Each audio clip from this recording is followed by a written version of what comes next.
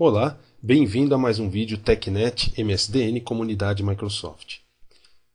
Meu nome é Marcelo Sinsic e neste vídeo falaremos sobre instalação, configuração e uso do System Center Data Protection Manager 2007 SERSPEC 1, também chamado de DPM. Eu trabalho atualmente na Green Treinamento e nesta primeira parte do vídeo veremos a parte de instalação e pré-requisitos e um pouco de como funciona o sistema DPM. Primeiro, o que é o DPM? Ele é um dos produtos que fazem parte da família de serviços System Center, mas ele não é apenas um sistema de backup, como já era o sistema nativo do Windows, com limitações, fazendo apenas suporte local. Mas ele tem suporte a produtos extensivos, além de também poder ser feito em rede por meio de agentes instalados em cada servidor. Então ele é capaz de fazer backup de SQL, Exchange e outros produtos de forma específica, com restore em forma específica, possibilitando que se volte partes de cada um desses diferentes produtos. Ele pode também fazer os backups em DAT, hard disk secundário, hard disk externo, disco SAN e assim por diante. Essa é a estrutura básica do DPM. Podemos ver aqui que ele dá suporte a Exchange, SQL Server, SharePoint, Virtual Server, máquinas de cliente, máquinas servidores como FileShare, System State também é possível e assim por diante. Ele não só faz os backups de snapshot, como também ele é possível de ser configurado para se fazer as diferentes replicações em partes ou incrementais. E ele pode gravar isso em discos ou então nos tapes. Nós vamos ver mais à frente, na configuração, como cada uma dessas partes é configurada no que é chamado de Protection Group. Quais são os 10 maiores benefícios? O primeiro deles é o suporte a Exchange, SQL, SharePoint, que é incomparável.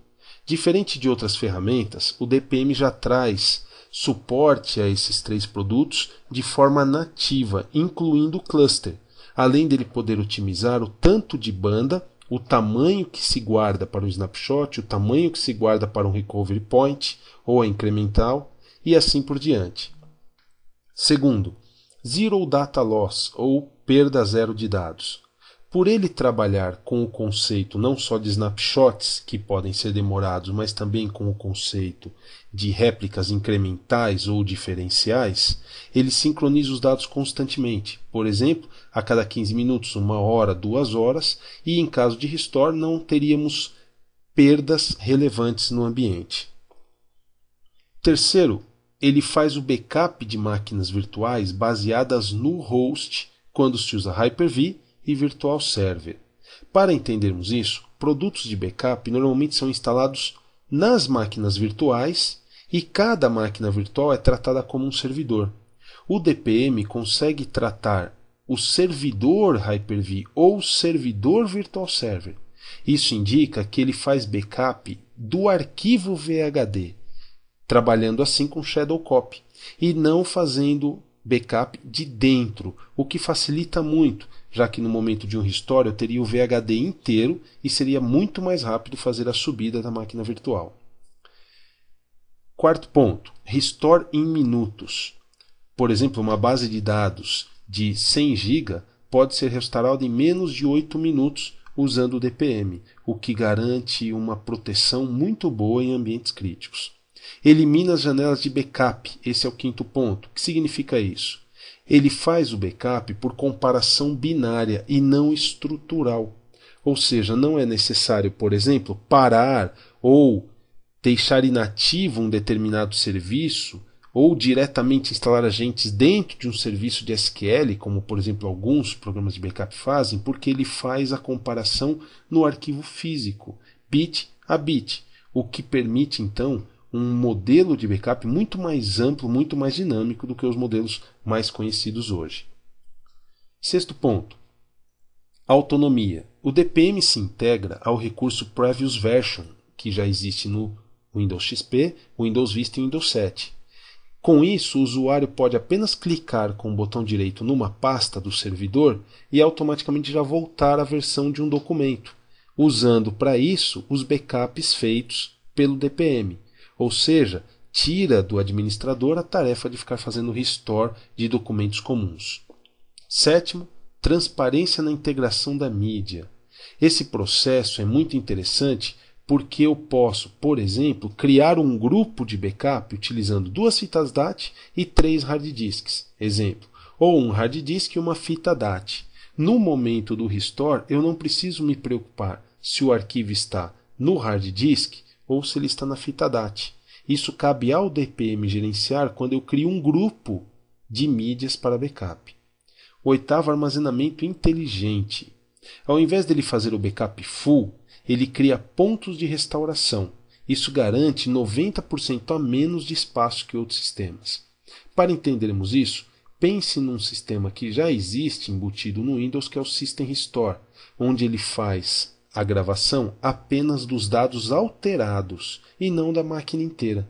Com isso podemos, por exemplo, voltar o estado de uma máquina ocupando pouquíssimo espaço em relação ao espaço total da máquina. É assim que o DPM trabalha. Ele trabalha utilizando os recursos do Shadow Copy.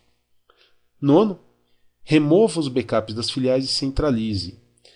Como isso pode ser feito? O DPM ele trabalha com banda integrada, de baixo consumo e também pode ser agendado, além de se configurar também por meio de QoS. Ou seja, eu posso dizer que uma determinada filial ela tem um link mais lento. Com isso, ela só pode utilizar determinado valor de banda, por exemplo, 2 MB, entre a meia-noite e as 6 da manhã. E no horário de trabalho só pode usar 128. Todas essas configurações tornam o DPM muito ágil. Por fim, o 10º ponto é que ele pode ser licenciado em 3 opções. Primeira, versão Enterprise, onde você pode utilizar para SharePoint, SQL e Exchange. A versão Standard, que é para servidor de arquivos, ou seja, para fazer backup do file share. E a versão cliente, que é para os clientes finais, aqueles que vão utilizar o DPM nas máquinas a serem backupeadas. Não é o cliente que irá recuperar, mas sim o cliente que também se fará backup usando o servidor. Limitações. Existem limitações, por exemplo, para o DPM de 32 bits, a recomendação é 150 clientes, 50 servidores e 75 estações. Ou seja, o total de 150, porém a recomendação é 50 servidores e 75 estações de cliente com 10 TB de disco total. Para o DPM de 64 bits, esse valor dobra para 300 clientes ou então 75 servidores e 150 estações clientes sendo backupeadas, com um total de 45 TB. É claro que essas limitações são teóricas, o ambiente exigirá às vezes mais do que isso por questões de limitação de espaço, tráfego de rede e assim, mas essas seriam as limitações recomendadas para o uso do DPM. Vamos aos pré-requisitos. Ele pode ser instalado no Windows 2003 Service Pack 2 ou Windows 2008, não pode ser um servidor em cluster ou um domain controller, é necessário ter o PowerShell, já que o DPM instala o seu próprio shell baseado no PowerShell. Se estiver utilizando o Windows 2008, é necessário instalar um serviço chamado sys, que é o gerenciamento de storage do Windows 2008. No caso do Windows 2003, é necessário instalar o WDS, ou seja, o Windows Deployment Server, o que parece meio estranho, já que estamos falando de uma ferramenta de backup. Porém, o WDS possui ferramentas para gerenciamento de storages que são acrescentadas no Windows 2003. O IS6 ou 7 com o .NET Framework 2.0 e o SQL Server 2005 Service Pack 2 com as features Report Server e Workstation Components instalado. Não posso instalar o DPM em SQL Server versão gratuita, MSDE ou Express. Ele só se instala em versões standard. Porém, note que no momento que você comprar a licença do DPM, vai vir junto a licença do SQL Server para uso do DPM, que pode ser instalado na mesma máquina. Vamos então ver o vídeo. Como é feito tanto a verificação dos pré-requisitos, quanto o processo de instalação, os passos da instalação do DPM.